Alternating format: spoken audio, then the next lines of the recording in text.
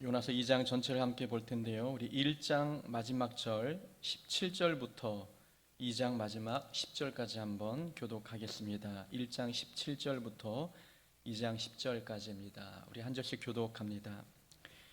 여호와께서 이미 큰 물고기를 예비하사 요나를 삼키게 하셨으므로 요나가 밤낮 3일을 물고기 뱃속에 있으니라. 이르되 내가 받는 고난으로 말미암아 여호와께 불러 아뢰었더니 주께서 내게 대답하셨고 내가 수월의 뱃속에서 부르짖었더니 주께서 내 음성을 들으셨나이다.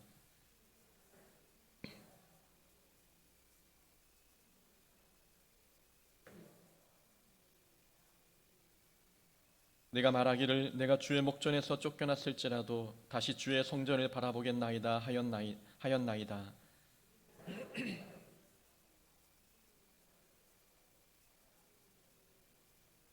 내가 산의 뿌리까지 내려가 싸우며 땅이 그 빗장으로 나를 오래도록 막아 싸우나 나의 하나님 여호와여 주께서 내 생명을 구덩이에서 건지셨나이다.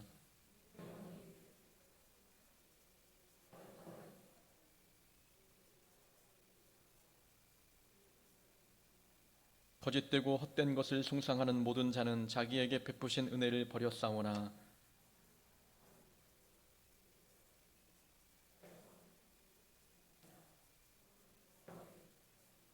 함께 했습니다. 여호와께서 그 물고기에게 말씀하시매 요나를 육지에 토하니라. 아멘. 오늘 본문 말씀 통해서 숨막히는 상황에서 기도로 호흡하라 라는 제목으로 말씀 함께 나누겠습니다. 3주 전 여수를 방문했습니다. 스터디 모임을 함께 했던 목사님께서 식사를 초대하셔서 오랜만에 방문했지요. 모임 장소는 제가 개척했던 교회였습니다. 선배 목사님이 제가 개척했던 교회 건물을 매입하셔서 그곳에서 목회를 하고 계십니다. 거의 1년 만에 다시 찾은 교회였습니다. 이 교회로 가기 위해서는 6차선 큰 도로에서 작은 골목길로 꺾어 들어가야 합니다. 그럼 골목 입구 정면에는 큰 교회가 있고 입구 왼쪽에는 절이 있습니다. 비록 작은 골목이지만 그 골목에 교회만 해도 4개가 있고 절이 1개, 안식일 교회가 1개가 있습니다. 이 큰 교회를 다 지나고 나면 골목 마지막 끝에 개척한 교회가 나오게 됩니다. 1년 만에 가는 길이라 반가움과 설레임의 감정이 찾아올 것 같았습니다. 기대감을 갖고 골목에 딱 들어서는데 골목 입구에 들어서는 순간 우울한 감정이 강하게 밀려왔습니다. 예상치 못한 감정이었기 때문에 저도 깜짝 놀랐지요. 3년 동안 살면서 한 번도 경험해 보지 못한 감정이었습니다. 교회 개척이 힘들긴 했어도 나름 행복했고 보람도 있었고 기쁜 일도 많았습니다. 그래서 반가움이 클 줄 알았는데 1년 만에 다시 만난 그 장소는 이상하게도 제 감정을 우울하게 만들었습니다. 3년 동안 개척교회를 섬기는 일이 힘들었었나 보구나. 그때는 몰랐었는데 나도 모르게 내 마음이 많이 힘들었구나라는 생각이 들었습니다. 그러면서 2가지가 감사했습니다. 하나는 3년의 세월 동안 힘들어도 힘들 줄 모르고 지나간 것, 우울해도 우울한 줄 모르고 지나간 것이 너무나 감사했습니다. 우울한 줄 모르고 지나갔다는 것은 분명 하나님께서 우울감을 이길 만큼의 큰 위로와 기쁨을 공급해 주셨다는 증거가 아니겠습니까? 특별한 은혜를 부어주셨던 것에 대해서 감사한 마음이 먼저 들었습니다. 또 하나의 감사는 하나님께서 적절한 시기에 저를 좋은 곳으로 인도하셨다는 사실입니다. 골목길에 들어서면서 생각해 보았습니다. 내가 계속 이곳에 있었다면 어떻게 되었을까? 아무리 생각해도 답이 없었습니다. 코로나 때문에 전도는 힘들고 기존 교인들도 아마 코로나 때문에 예배 출석이 어려웠을 겁니다. 건물주는 건물을 팔려고 했었으니 그곳에 계속 남아 있었다면 정말 방법이 없었겠다라는 생각이 들었습니다. 하나님께서는 적절한 타이밍에 저를 좋은 곳으로 인도해 주셨습니다. 이 사실이 너무나 감사한 일이었습니다. 깨닫는 것이 하나 있었습니다. 하나님의 타이밍은 정말 절묘하고 완벽하다는 것입니다. 하나님은 상황과 형편, 시간과 장소, 물질과 사람의 마음, 이 모든 것을 완벽하게 준비하셔서 다음 계획으로 진행하는데 한치의 오차도 없게 하십니다. 이렇게 우리를 향한 하나님의 일하심은 절묘한 타이밍 속에서 이루어짐을 깨닫습니다. 요나가 바다에 던져졌습니다. 17절에 보니까 여호와께서 이미 큰 물고기를 예비하사 요나를 삼키게 하셨으므로, 하나님은 어떻게 요나가 바다에 빠질 줄 아셨는지 이미 큰 물고기를 준비하셨습니다. 여기서 말하는 큰 물고기는 고래가 아닙니다. 이 피노키오 동화가 잘못 우리에게 전달해 준 거죠. 이 큰 물고기는 고래가 아니죠. 어떤 종류의 물고기인지는 알 수 없지만 하나님은 이미 큰 물고기를 준비해 요나를 삼키게 하셨습니다. 참으로 하나님의 타이밍이 절묘하다는 것을 느끼게 해주는 순간입니다. 큰 물고기는 요나가 어디에 어떻게 던져질지 어떻게 알고 정확한 시간에 정확한 장소에 기다리고 있었습니다. 넓은 지중해에서 요나 한 사람을 찾는 것은 사막에서 반을 찾는 것만큼 어려운 일입니다. 그러나 하나님은 요나가 빠진 장소를 정확히 알고 계셨고 정확한 시간에 큰 물고기를 대기시키셨습니다. 하나님께서 조금이라도 늦었다면, 엉뚱한 장소로 가셨다면 요나는 살 길이 없습니다. 요나를 향한 하나님의 타이밍은 절묘하고 요나를 구원코자 하신 하나님의 계획은 한치의 오차도 없었습니다. 하나님께서는 사랑하는 자녀를 구원하시는 모습을 보면 항상 극적입니다. 그리고 미리 짜놓은 각본처럼 그 타이밍이 너무나 절묘합니다. 우리도 과거를 돌아보면 그런 경험 많이 하지 않습니까? 그때 하나님이 나를 만나주지 않으셨다면, 그때 내가 하나님을 찾지 않았다면, 그때 하나님이 내 기도에 응답해 주지 않으셨다면 내 인생이 지금 어떻게 되었을까 생각만 해도 답답할 때가 있습니다. 나를 향한 하나님의 사랑과 구원 계획, 나를 인도하신 모든 계획은 하나님 앞에 절묘한 타이밍 속에서 이루어졌습니다. 저는 목회를 하고 싶지 않아 군대로 도망가다시피 했습니다. 그러나 그곳에서 믿음 좋은 중대장을 만나 목사가 되기로 결심했지요. 하나님은 도피처에서 하나님의 사람을 만날 수 있도록 미리 준비해 주셨습니다. 완벽한 타이밍이었습니다. 수능고사 보는 날과 군대 휴가 기간이 절묘하게 맞아떨어졌습니다. 면접 시험도 말년 휴가와 일정이 딱 맞았지요.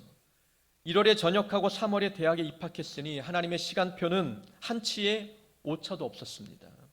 하나님은 완벽한 계획과 절묘한 타이밍으로 저를 인도하셔서 하나님께서 원하시는 자리에 앉혀주셨습니다.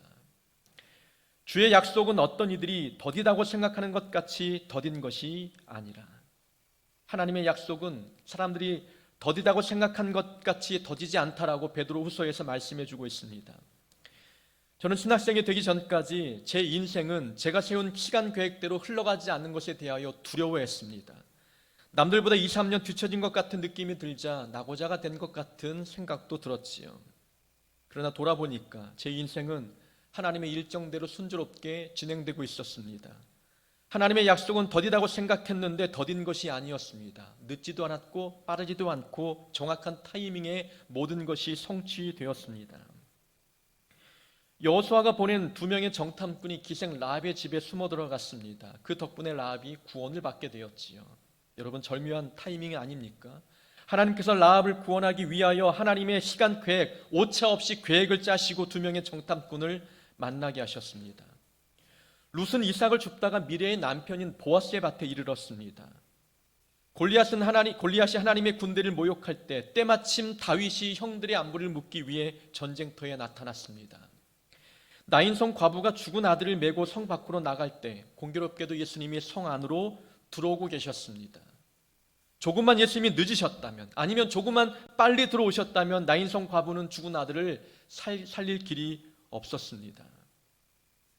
우리를 구원하시기 위해서 일하시는 하나님의 타이밍은 이토록 절묘합니다. 정확한 시간에 정확한 장소에 주님이 찾아오셔서 우리를 만나주셨습니다. 때로는 우리가 생각하는 그 시간의 때와 하나님의 때가 달라서 당황스러울 때가 있었습니다. 그러나 지나고 보니까 우리를 향한 하나님의 일정표와 시간표는 놀란 만큼 변함이 없고 완벽했습니다. 우리는 간혹 하나님의 타이밍이 늦다고 생각할 때가 있습니다. 그럴 때는 세 가지를 생각해야 됩니다. 하나님은 시간을 창조하신 분이시다라는 것입니다. 시간을 창조하셨기 때문에 하나님은 천지 만물을 때에 맞게 운행하십니다. 낮과 밤과 계절과 날씨, 이 모든 것을 하나님께서 하루도 빠짐없이 정확하게 움직이십니다. 이 천하 만물을 하나님의 솜씨이고 하나님께서 정확하게 움직이신다면 우리를 향한 하나님의 구원 계획과 인도 계획도 빈틈없이 때와 장소에 어긋나지 않고 역사하시지 않겠습니까? 하나님은 시간 위에 거하십니다. 그 시간을 통제하신 분이시기 때문에 하나님은 늦지도 않고 빠르지도 않고 정확한 타이밍에 우리를 찾아오십니다. 또한 하나님은 실수하지 않으십니다.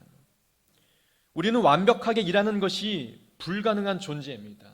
그러나 하나님은 실수하는 것이 불가능한 분이시지요. 하나님은 온전하시고 완벽하셔서 절대 실수하지 않으십니다. 한번 계획하시면 성취하시고 사람이 하나님의 계획을 막으려 해도 막지 못하는 것이 하나님의 전능하신 능력이십니다. 그리고 하나님은 우리를 너무나 잘 아십니다. 내가 나를 아는 것보다 하나님은 나를 더 잘 아십니다. 그래서 나에게 가장 적절한 타이밍이 언제인지 하나님은 누구보다 잘 아십니다. 모세는 바로 왕의 왕자로서 궁궐에서 생활했습니다. 40세가 되어서 이스라엘의 민족을 구원하고자 나섰다가 실패를 보았지요. 모세는 그 40세가 자기가 나설 때라고 생각했습니다. 그러나 하나님은 모세를 80세까지 훈련시키셨습니다. 모세를 잘 아시는 하나님께서 적절한 시간에 모세에게 나타나셔서 모세에게 사명을 부어주셨습니다. 나는 이때가 적합하다고 생각했는데 하나님 볼 때는 아니었던 것이지요. 나를 누구보다 잘 아시는 분은 바로 하나님이십니다. 그러니 하나님의 도움이 더디다고 생각되어서 불평하거나 염려하지 말아야 합니다. 하나님은 시간을 창조하시고 실수하지 않으시며 우리를 잘 아십니다. 하나님은 정확한 시간에 정확한 장소에서 우리를 도우시고 인도하실 것입니다. 염려하지 말아야 합니다. 요나는 물고기 뱃속에 들어갔습니다. 이 사건이 역사적 사실인지 의심하는 분들이 많지요. 사람이 어떻게 물고기 뱃속에서 살 수 있겠는가? 꾸며낸 이야기라고 말합니다. 여러분 한번 생각해 보십시오. 천지를 만드신 하나님께서 요나를 물고기 뱃속에서 살도록 도와주신 일이 어려운 일일까요? 죽은 자를 살리신 하나님의 능력이 요나 하나 보호하지 못하겠습니까? 물고기 뱃속에서 요나를 살게 하신 그 일이 하나님에게는 어려운 일일까요? 창조주 하나님에게는 이 요나를 살리는 일은 어려운 일이 아니었던 것입니다. 예수님께서도 요나의 표적밖에는 내가 보여줄 것이 없다 말씀하셨습니다. 예수님이 요나의 사건을 언급하셨다는 것은 요나의 사건이 사실임을 말씀해주고 있는 것입니다. 요나가 물고기 뱃속에 살아난 이야기는 참 유명합니다. 이 성경을 모티브로 해서 피노키오가 나왔다는 이야기도 있지요.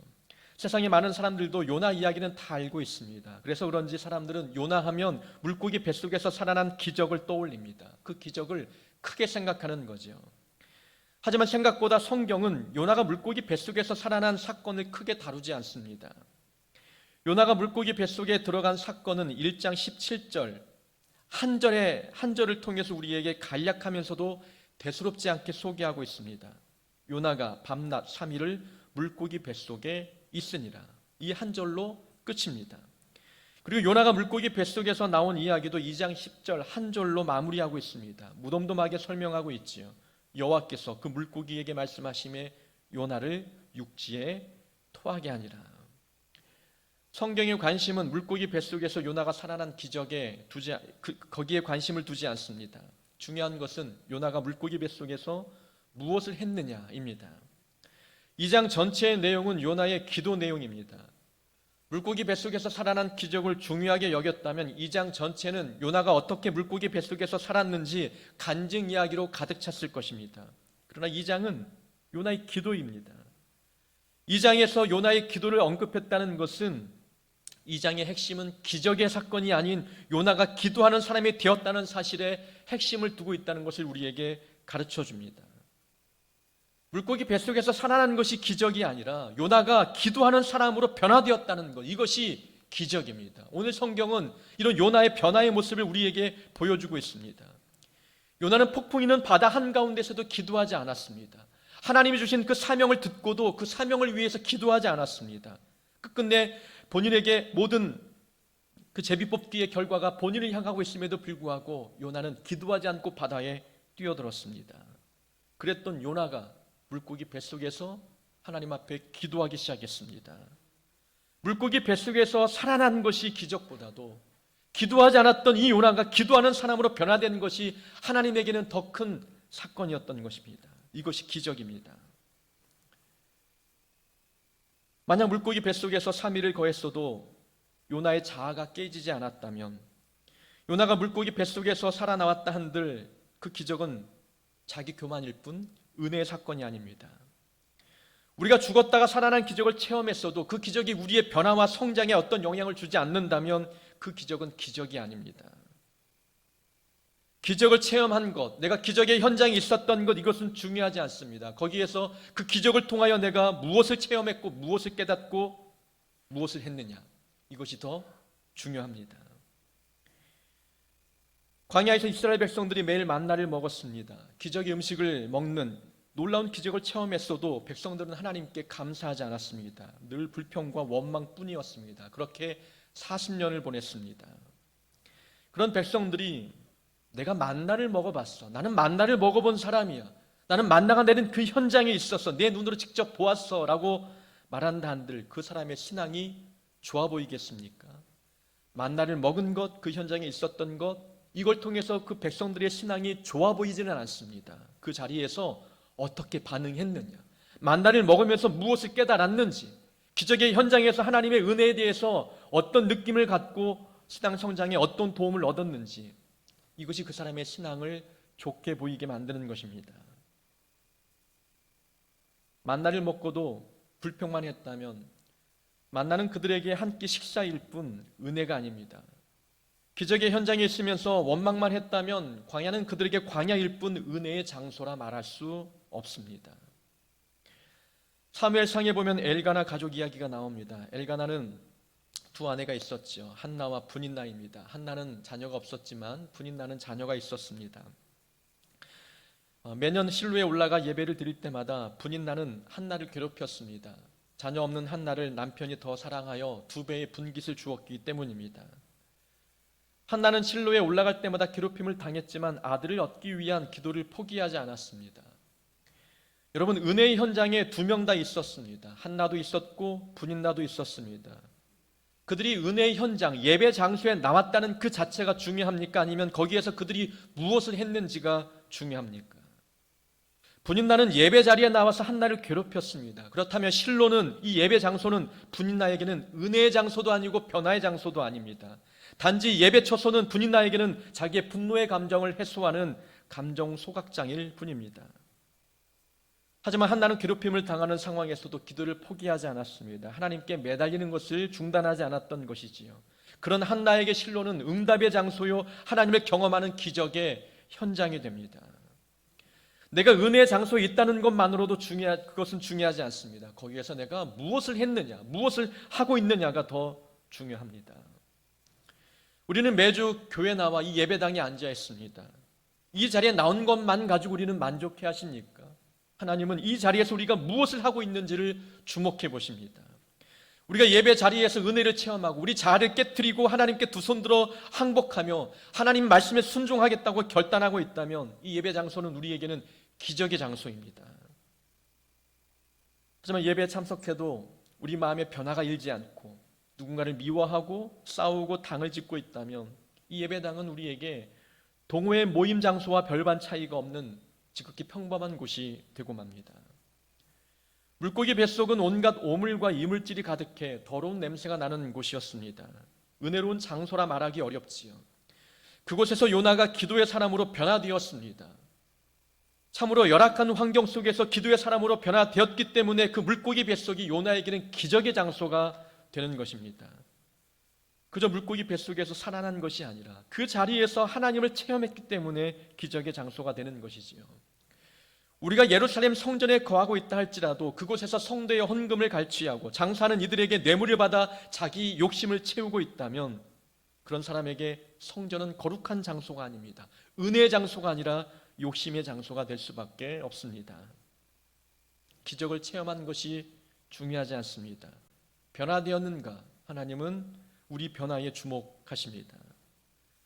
방언의 은사를 받았습니까? 그럼 그 방언의 은사가 인격에 어떤 변화를 몰고 왔습니까?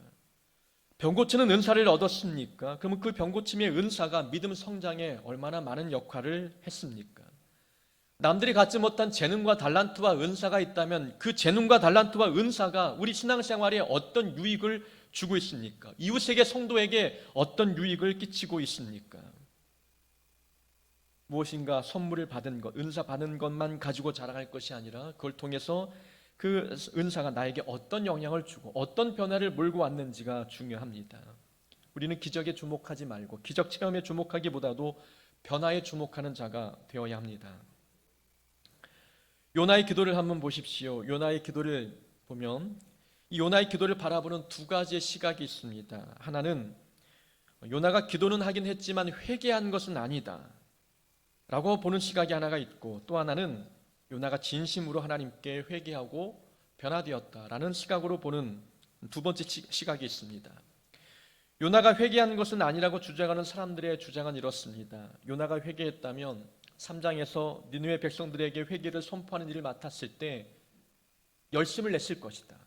근데 그가 대충 그 일을 감당한 걸 보면 요나는 회개한 것이 아니다 라고 이야기합니다.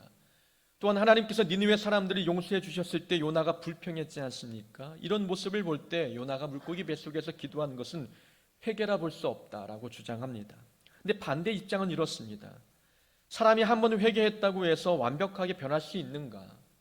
고난 속에서는 진심으로 회개했다가도 고난이 사라지면 또다시 악한 본성이 나타나는 것이 연약한 사람의 모습이 아닌가라고 주장하는 거죠. 한 번의 기도로 완벽하게 변화되는 사람이 없듯이 요나도 지금 그런 상태이다라고 이야기합니다. 어떤 주장이 더 타당하다 얘기하는 분들이 계시지 않지만 저는 후자가 더 합리적인 생각이라고 저는 봅니다. 요나는 분명 물고기 뱃속에서 기도했습니다. 이 기도 내용에 회개와 관련된 단어를 사용하지 않았다고 해서 요나의 회개의 진정성을 의심할 수는 없습니다. 요나는 분명 기도했고 기도를 통해서 하나님의 응답을 얻었습니다. 그가 응답을 받았다는 것은 하나님이 요나의 기도를 받으셨다는 뜻이고 그것은 요나의 마음이 변화되었다는 뜻 아니겠습니까? 4절에 보면 요나의 고백이 나옵니다. 내가 말하기를 내가 주의 목전에서 쫓겨났을지라도 다시 주의 성전을 바라보겠다 하였나이다. 요나는 선지자로서 극심한 고난을 당했습니다. 폭풍을 만났고 바다에 던져졌으며 물고기 뱃속에 갇혔습니다. 요나는 이 모든 사건을 하나님께서 자신을 쫓아내신 행위로 해석했습니다.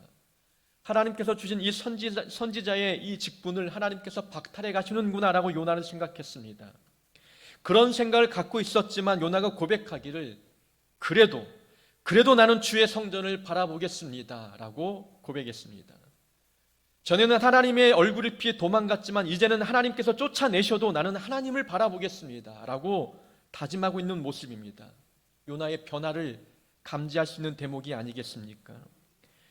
9절에도 이런 말씀이 있습니다. 나는 감사하는 목소리로 주께 제사를 드리며 나의 소원을 주께 갚겠나이다. 요나는 소원을 하나님께 소원했던 것이 갚겠다고 고백하고 있습니다. 아마 요나는 물고기 뱃속에서 하나님께 소원했던 것으로 보입니다. 어떤 소원을 했는지 정확히는 알 수 없지요. 그가 하나님의 그 명령에 순종하겠다는 소원을 했는지 느느웨로 가겠다고 다짐하는 소원을 했는지는 알 수 없지만 물고기 뱃속에 큰 고난을 당하자 하나님께 소원했고 그 소원을 반드시 지키겠다고 약속하고 있습니다. 여러분, 소원했다는 것은 요나의 마음이 새로워지고 있다는 뜻입니다. 우리가 고난을 만나면 하나님께 새로운 다짐을 할 때가 있습니다. 하나님, 제가 하나님께 이렇게 살겠습니다. 그때 그 마음이 거짓입니까? 그렇지 않지 않습니까? 하나님께 했던 그 모든 다짐과 소원들은 고난 앞에서 진심으로 우리가 하나님 앞에 고백할 때가 있습니다. 그런 소원과 다짐할 때 우리 마음은 무엇인가 변화의 조짐을 보였기 때문에 이런 소원들이 나오는 것입니다. 요나는 지금 변화를 경험하고 있고 거듭나고 있음을 우리에게 말씀해주고 있는 거지요. 요나는 기도를 통해서 변화되고 있었습니다. 우리는 한 가지 교훈을 깨닫습니다. 기도는 환경을 바꾸는 것이 아닙니다. 기도는 자기 자신을 변화시키는 것입니다. 지금까지 요나는 하나님을 바꾸기 위해 고집피웠습니다. 다시스로 도망가면 하나님의 계획이 무산되겠지. 내가 하나님의 얼굴을 피해 달아나면 하나님께서 뜻을 돌이키시겠지. 요나의 목적은 하나님의 뜻을 바꾸는 겁니다. 하나님을 변화시키는 것이 요나의 목적인데 물고기 뱃속에서 기도하니 요나의 마음이 변화되고 있었습니다. 환경이 바뀐 것이 아니라 하나님의 뜻이 달라진 것이 아니라 요나의 마음이 변화되었습니다. 기도는 기도하는 사람을 변화시킨다라는 책 제목입니다. 책 제목만 보아도 책 한 권을 다 읽은 것 같은 느낌이 들지 않습니까? 기도는 기도하는 사람을 변화시킨다. 이 책 내용에 이런 글이 있습니다. 기도는 하나님을 변화시키는 것이 아니라 기도하는 자기 자신을 변화시킨다. 기도를 하는 사람이 하나님을 변화시키기 위해서 기도하는 사람이 있습니까? 그러나 우리는 하나님을 바꾸기 위해서 기도하지 않지만 은연중에 하나님을 바꾸기 위해서 기도하는 모습을 보일 때가 있습니다. 내 뜻을 굽히지 않을 때, 기도할수록 우리가 더 고집스러운 사람으로 완고해질 때, 우리는 하나님께서 주신 말씀을 듣기보다 내 고집과 내 계획과 내 주장을 붙들 때가 있습니다. 그러면서 이 주장이 성취되기를 하나님께 간구할 때가 있죠. 하나님을 바꾸기 위한 고집스러운 기도입니다. 근데 기도는 하나님을 바꾸는 것도 아니고 환경을 바꾸는 것도 아니라 기도하는 자기 자신을 변화시키는 것, 이것이 기도의 목적입니다. 여수에 있을 때의 한 선배 목사님이 경험한 일화입니다. 교회 담임으로 부임해서 사역하시는데 장로님 한 분이 일주일 동안 기도하러 기도원에 다녀오시겠다고 말씀하셨습니다. 은혜 많이 받고 오시라고 이제 인사를 드렸고 기도 제목이 좀 많은가 보다 생각을 하셨습니다. 일주일이 지났습니다. 기도하고 오신 장로님께서 담임 목사님께 A4 용지로 40페이지 분량이 되는 문서를 내미셨습니다. 그 문서에는 목사님의 단점과 목회 방침에 대한 비판들이 빼곡히 적혀 있었습니다. 고치고 바꿔달라는 요구였습니다. 제가 잘못 들어서 다시 물었습니다. 목사님, 40장이요? 4장이 아니라 40장이요? 40장이었습니다. 그렇다고 담임 목사님이 이상한 분은 아니었습니다. 스터디 모임을 같이 했던 분이신데 성경을 예리하게 잘 통찰하신 분이셨고 건전하고 건강한 신앙 기준을 가지고 계신 분이셨습니다. 목사님의 얘기를 듣고 생각해 보았습니다. 장로님은 일주일 동안 무슨 기도를 하시는 것일까? 기도했더니 정말 하나님께서 목사님에게 찾아가서 단점과 비판거리를 알려주라고 말씀하셨을까? 그것도 A4 용지 40페이지 분량을 하나님께서 말씀하신 것일까? 제대로 기도했다면 그런 일은 있을 수 없는 것입니다. 제대로 기도했다면 자기가 변화되어야 합니다. 처음에는 상대방에 대한 미움으로 기도를 시작했다 할지라도 일주일 기도하고 나면 자기 마음이 바뀌어 있어야 합니다. 기도는 나를 바꾸기 위해서 하나님께서 내게 주신 선물입니다. 기도 시간은 하나님과 내가 만나서 나를 바꾸는 작업이 기도입니다. 한나의 기도가 참 은혜가 됩니다. 한나는 처음에 아들을 달라고 떼쓰며 기도했습니다. 그런데 기도하고 난 뒤 기도 말미에 한나가 어떻게 고백합니까? 내가 아들을 하나님께 드리겠습니다. 아들을 달라고 했던 기도가 아들을 드리겠다고 하는 한나의 마음이 변화된 모습을 보여주었습니다. 기도하니까 기도하는 사람의 마음이 달라졌습니다. 그러니까 기도는 나를 바꾸는 겁니다. 환경을 바꾸는 것도 아니고 주변 사람을 바꾸는 것도 아니고 하나님의 마음을 바꾸는 것도 아닙니다. 기도는 기도하는 사람을 바꾸는 시간입니다. 2절에 보니까 하나님께서 요나의 기도에 응답하신 내용이 나옵니다. 고난으로 말미암아 여호와께 불러 아뢰었더니 주께서 내게 응답하셨고 내가 수월의 뱃속에서 부르짖었더니 주께서 내 음성을 들으셨나이다. 수월은 죽은 자들이 거하는 음습한 장소라고 히브리인들이 이해하고 있었습니다. 지옥과는 다른 곳이지요. 그러니까 수월은 자신의 힘으로 어떻게 할 수 없는 한계 속에 갇혀 있는 상태를 말합니다. 요나에게 물고기 뱃속이 수월이었지요.